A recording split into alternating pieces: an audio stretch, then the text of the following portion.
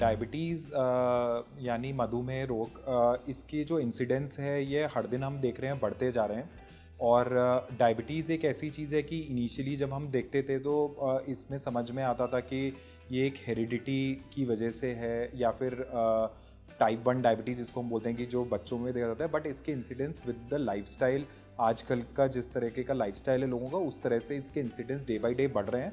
But इसकी awareness भी उतनी ही ज़रूरी है साथ में, और वो भी बढ़ रही है टाइम के साथ। डायबिटीज़ के देखिए बेसिक जो सिम्टम्स होते हैं वो ये होता है एक्सेसिव यूरिनेशन, ज़्यादा पेशाब जाना, ज़्यादा भूख लगना, ज़्यादा प्यास लगना, कोई अगर चोट लगी है तो उसकी हीलिंग डिलेड रहना, साथ में एक थकान रहना, कोई ऐसा समझे कि अगर आप कोई काम कर रहे हैं तो उसमें बहुत जल्दी ड्रेन्ड आउट जैसी फीलिंग आना।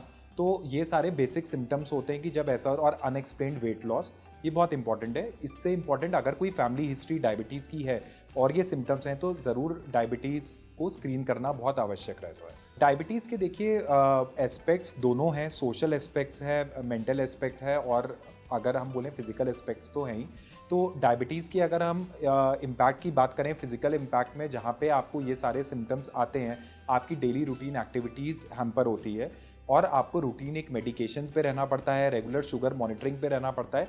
वो आपके इलाज के लिए ज़रूरी है पर एक टीडियस टास्क है। साथ में मेंटल प्रेशर, जैसे डायबिटीज़ है, आप बहुत बार ऐसी कंडीशन आती है जहाँ पे सडन लो शुगर होना या हाई शुगर होने जैसी पॉसिबिलिटी होती है, वो एक मेंटल स्ट्रेस कॉज करती है।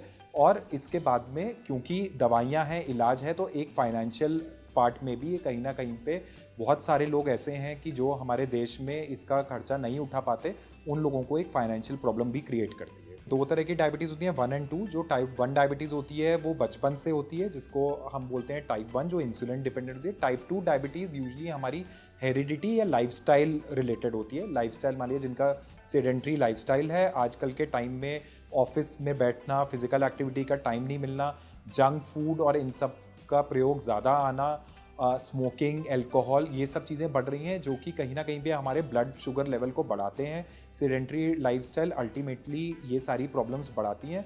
और इससे रिलेटेड और भी जो कॉम्प्लिकेशंस हैं health related, cardiac diseases, brain related और भी प्रॉब्लम सारी बढ़ती हैं। बट टाइप 2 डायबिटीज़ का major factor lifestyle with heredity दोनों चीज़ें हैं। ओबेसिटी में जब किसी का वेट ज़्यादा होता है तो जो ओबेसिटी हम बोलें, जैसे स्ट्रेस हार्मोन्स होते हैं हमारी बॉडी में, कॉर्टिसोल लेवल और ये सब, इनकी मात्रा बढ़ जाती है जिसकी वजह से शुगर लेवल ब्लड में बढ़ता है। तो स्ट्रेस और ओबेसिटी ये इंटरलिंक्ड हैं। अगर मोटापा है तो आपके शरीर में जो ग्लूकोज की जो मात्रा है वो बढ़ेगी, जिसकी वजह से आपका जो डायबिटीज़ जो है उनका शुगर लेवल कंट्रोल होना मुश्किल होता है, और जो नॉन डायबिटिक हैं वो हाई रिस्क पे हो जाते हैं डायबिटीज़ के। तो इसलिए ओबेसिटी एक इम्पॉर्टेंट रोल प्ले करता है।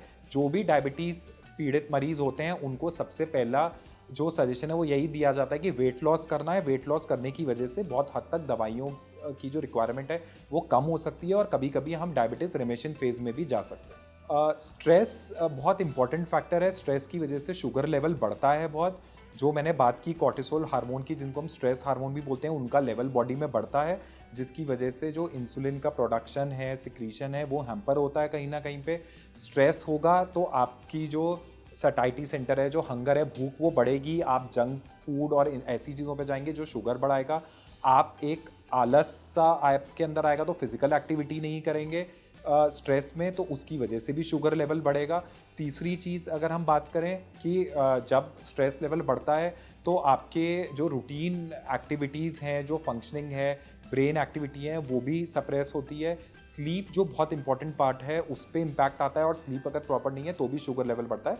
तो डायरेक्टली इनडायरेक्टली स्ट्रेस का बहुत इंपॉर्टेंट रोल है डायबिटीज़ में। अगर स्ट्रेस लेवल कंट्रोल रहता है तो बहुत हद तक डायबिटीज़ अच्छा कंट्रोल कर सकते हैं। डायबिटीज़ के देखिए फेजेस होते हैं। एक होता है प्री डायबिटिक फेज़, एक होता है डायबिटिक फेज़, और एक होता है complicated phase. Pre diabetic phase एक होता है जब हम बोलते हैं कि शुगर की शुरुआत है, जिसमें हम HbA1c बोलते हैं 5.8 टू 6.4 की रेंज में रहता है, वो प्री डायबिटिक रेंज है। उसमें बहुत हद तक अगर हम डाइट कंट्रोल, लाइफस्टाइल मॉडिफिकेशन करें तो शुगर को कंट्रोल किया जा सकता है, और हो सकता है दवाई की ज़रूरत ना पड़े। डायबिटिक फेज़ जो होता है वो एक बेसिकली ट्रायड होता है, जहाँ पे आपको मेडिसिन, डाइट और एक्सरसाइज तीनों चीज़ें एक साथ रखनी होती हैं। तो एक्सरसाइज का बहुत इंपॉर्टेंट रोल है उसमें, डाइट का भी इंपॉर्टेंट रोल है। अगर उस समय डाइट, जैसे हमारे कार्बोहाइड्रेट्स हो गए डाइट में, कैलोरी इनटेक हो गया, शुगर इनटेक हो गया, इन सबको हम रिस्ट्रिक्ट करें तो हमारी बहुत हद तक डायबिटीज़ लेवल अच्छा कंट्रोल हो सकता है, और डायबिटीज़ की जो डायबिटीज़ की मेडिसिन है उनकी रिक्वायरमेंट भी कम हो जाती है काफ़ी। जो ग्लाइसेमिक इंडेक्स होता है, देखिए वो हर पदार्थ में अलग तरीके का होता है। हम जैसे बोलते हैं कि 55 या उससे कम लो ग्लाइसेमिक इंडेक्स, 70 या उससे ज़्यादा हाई ग्लाइसेमिक इंडेक्स।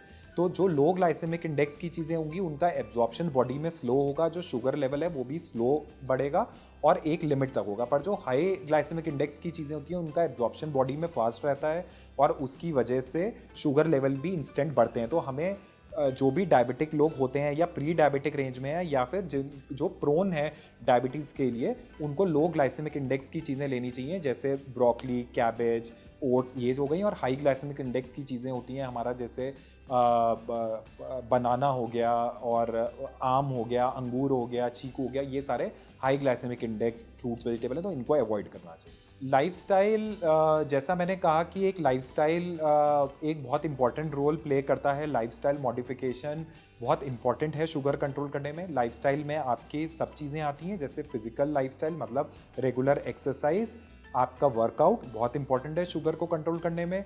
सेकंड, आपकी जो हैबिट्स हैं, जैसे अगर स्मोकिंग, अल्कोहल, इस तरह की चीज़ें हैं, तो वो अगर रिस्ट्रिक्टेड हैं या नहीं हैं तो शुगर लेवल बहुत अच्छा कंट्रोल हो सकता है। थर्ड है आपका discipline, discipline towards your medicine. अगर आप डायबिटिक हैं और आप अपनी दवाइयाँ टाइम से खा रहे हैं या रेगुलर फॉलोअप में हैं, तो डिसिप्लिन की वजह से ये एक लाइफस्टाइल है, आपका शुगर अच्छा कंट्रोल हो सकता है।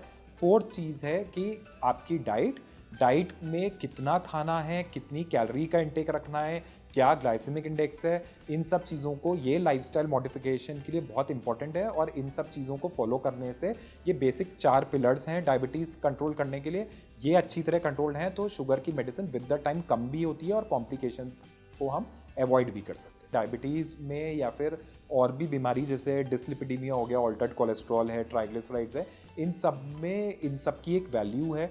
ये बेसिकली एक मेटाबॉलिज्म को बेटर करते हैं, जैसे जिंक हो गया, क्रोमियम हो गया, नियासिन है, और कुछ कुछ इस तरह की चीज़ें हैं, वाइटामिन्स में कैल्शियम हो गया, विटामिन डी हो गया। तो ये बेसिकली जो इंसुलिन को प्रिजर्व करते हैं, इनका सिक्रीशन को रेगुलेट करते हैं, प्रोडक्शन को रेगुलेट करते हैं, जिसकी वजह से जैसे फोलेट लेवल्स और ये सब बहुत हद तक हेल्प करते हैं कि जो शुगर लेवल को हमारे कंट्रोल करते हैं। तो बहुत ज़्यादा डोज में नहीं, पर मिनिमल क्वांटिटी में एज़ पर बॉडी रिक्वायरमेंट इनका बहुत इंपॉर्टेंट रोल है शुगर को मेंटेन करने में। अल्कलाइन वाटर का देखिए बेसिकली रोल होता है, डायबिटीज़ मतलब हमारे पैनक्रियाज में खराबी। पैनक्रियाज का काम होता है वो एक अल्कलिनिटी हमारी बॉडी में मेंटेन करता है, और अल्कलाइन वाटर उसको रेगुलेट करने में हेल्प करता है, पैनक्रियाज का फंक्शन बढ़ाता है, तो उससे कहीं ना कहीं पे इनडायरेक्टली शुगर लेवल पे इम्पैक्ट आता है, बेटर होता है। हेल्थ सप्लीमेंट ऐसी चीज़ें हैं कि जैसे जो हमारे रूटीन जो बॉडी स्ट्रक्चर है, जो हमारे बॉडी की फंक्शनिंग है, उसके साथ कहीं ना कहीं पे आजकल बहुत इंपॉर्टेंट हो चुका है। और हमारे जैसे जो इंपॉर्टेंट बॉडी में जो वाइटामिन की रिक्वायरमेंट होती है, विटामिन डी, B12, जो कि आजकल सबको इसकी डेफिशिएंसी मिलती ही है, ये बहुत इंपॉर्टेंट वाइटामिन्स हैं। बहुत बार आजकल का जो सीडेंटरी लाइफस्टाइल है, हेक्टिक वर्क शेड्यूल हो गया है, तो लोगों को प्रॉपर डाइट, टाइमली मील्स नहीं मिल पाता, तो उनको इन सप्लीमेंट्स पे जाना पड़ता है। आपकी बॉडी के लिए जो एसेंशियल न्यूट्रिएंट्स हैं, जो फूड के थ्रू मिल सकें, उनको ज़रूर लेना चाहिए। और जो नहीं ले पा रहे हैं या जिनकी क्वांटिटी कम है आपके फूड जो रेगुलर इंटेक कर रहे हैं, जैसे जो कुछ लोग नॉनवेज नहीं लेते तो कुछ न्यूट्रिएंट नहीं मिलते, तो उन सब चीज़ों के लिए कुछ बेसिक सप्लीमेंट्स इंपॉर्टेंट है लेने। डायबिटीज़ रिवर्सल आजकल हम सुनते हैं कि बहुत कॉमन है कि मेरा डायबिटीज़ रिवर्स हो सकता है क्या, या बहुत सारे लोग क्लेम करते हैं कि डायबिटीज़ रिवर्स हो जाता है। सबसे पहले मैं इसमें बोलना चाहूँगा कि डायबिटीज़ रिवर्सल नहीं, डायबिटीज़ रेमिशन होता है। तो रेमिशन इज़ समथिंग कि आप एक डायबिटिक फेज से नॉन डायबिटिक फेज में जा सकते हैं, नॉन डायबिटिक फेज से एक नॉर्मल ग्लाइसेमिक कंट्रोल फेज में जा सकते हैं, पर अगर वो मेंटेन रहता है तो हम उसको रेमिशन बोलते हैं। रेमिशन मीन्स कि आप वापस से रिवर्सल, बल्कि इसको टर्म देंगे, आप वापस से डायबिटिक फेज में फिर से जा सकते हैं। बहुत लोग होते हैं सोचते हैं कि हमारा शुगर कंट्रोल हो गया, हमने स्ट्रिक्ट डाइट कंट्रोल किया और शुगर कंट्रोल हो गया, पर कहीं पे जहाँ पे ये लापरवाही पे कोई गया, वो स्ट्रिक्ट कैलोरी इनटेक जितनी रिक्वायरमेंट है, वेट लॉस जितना है वो नहीं फॉलो हुआ, तो बल्कि जो HbA1c लेवल है, शुगर लेवल है, वो एकदम शूट करते हैं। तो इसीलिए हमेशा ये ध्यान रखना है कि आपका रेमिशन फेज, हम ये बोलते हैं अगर HbA1c बिलो 6.5 है 3 महीने तक कम से कम, और जो फास्टिंग लेवल कंट्रोल है, तो हम रेमिशन फेज में बोलते हैं। रिवर्सल जैसा कुछ डायबिटीज़ में नहीं होता, रेमिशन बिल्कुल होता है। रेमिशन मतलब आप वापस भी डायबिटिक फेज में जा सकते हैं, पर उसके लिए आपको strict diet control, physical activity और रेगुलर मॉनिटरिंग बहुत इंपॉर्टेंट है। देखिए, वर्ल्ड डायबिटीज़ डे 14 नवंबर हम सेलिब्रेट करते हैं अवेयरनेस बढ़ाने के लिए। डायबिटीज़ अब एक ऐसी चीज़ है कि डायबिटीज़ को हम बोलते हैं it is not a disease, rather it is a disorder. ये डिसऑर्डर ऐसा है कि इसको कॉम्प्लिकेशंस जो हैं इससे हमें बचना है। डायबिटीज़ हो गया तो उसको हमें हेल्दी वे में लेना है, हमें उसे ट्रीट करना है, उसकी मॉनिटरिंग करनी है और उसको बढ़ने से रोकना है। कॉम्प्लिकेशंस ज़्यादा प्रॉब्लम होते हैं, जैसे डायबिटिक रेटिनोपैथी, आंखों में असर आना, नेफ्रोपैथी, किडनी में असर आना, और न्यूरोपैथी, जो पैरों के हाथों की नसों में इम्पैक्ट आना। तो हमारा एम होना चाहिए कि हमें कॉम्प्लिकेशन वाली स्टेज को प्रिवेंट करना है, क्योंकि उस समय आपकी दवाइयों की डोजेज और सब कुछ बढ़ता है और लाइफस्टाइल पे भी फ़र्क पड़ता है। तो आप सब लोग डायबिटीज़ से घबराएं नहीं। डायबिटीज़ के लिए जो डाइट रिकमेंडेड है उसको फॉलो करें, फिजिकल एक्टिविटी ज़रूर रखिए, और साथ में रेगुलर कोर्स में अपने डॉक्टर से टच में रहें, शुगर मॉनिटरिंग करें, जिससे जब आपका शुगर लेवल बेटर हो रहा है तो आपकी डायबिटीज़ की दवाई कम हो सके, जब थोड़ा बढ़ रहा है तो मेडिसिन रेगुलेट हो सके, जिससे कि आप उनके कॉम्प्लिकेशन को बचा सकें। तो उससे डरिए नहीं, we have to fight for against the diabetes.